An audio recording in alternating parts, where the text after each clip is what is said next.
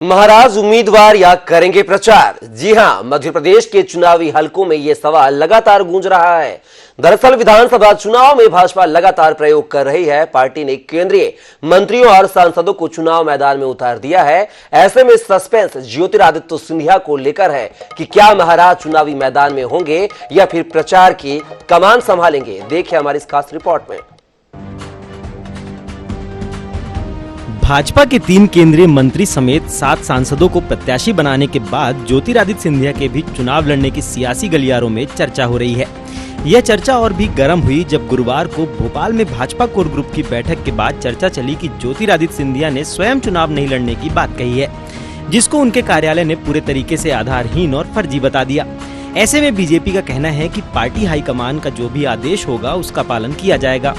देखिए, सिंधिया जी ने क्या कहा इसकी मुझे जानकारी तो नहीं है, और भारतीय जनता पार्टी में हर व्यक्ति मूलतः कार्यकर्ता है और कार्यकर्ता को जब जैसा दायित्व देते हैं उसका निर्वहन करता है।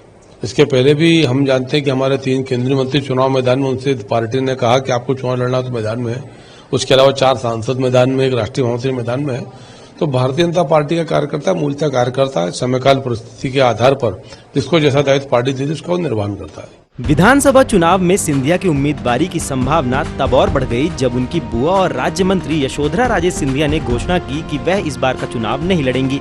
उनके इस फैसले से राजनीतिक गलियारों में कयास लगाए जाने लगे कि शायद उन्होंने शिवपुरी विधानसभा सीट अपने भतीजे के लिए खाली कर दी है। तो वहीं कांग्रेस के दिग्गजों को अपनी संभावनाएं नजर आने लगी हैं।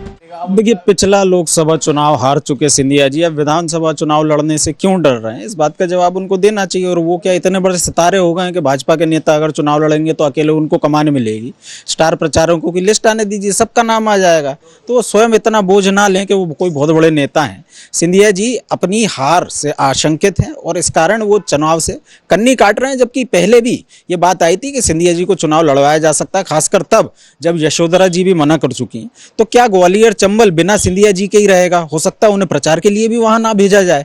तो सिंधिया जी अपनी हार को लेकर के डरे हुए हैं, इसलिए मना कर रहे हैं। आगामी विधानसभा चुनाव में इन सब कयासों के बीच खास बात यह भी है कि भाजपा ने अभी तक शिवपुरी से अपना उम्मीदवार घोषित नहीं किया है।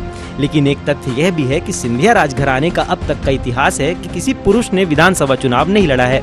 ऐसे में ज्योतिरादित्य सिंधिया पर सस्पेंस अभी भी बना हुआ है, क्योंकि राजनीति में संभावना देखी जाती है, इसी के हिसाब से इतिहास बनते हैं। Bureau report INS 24/7 Bhopal.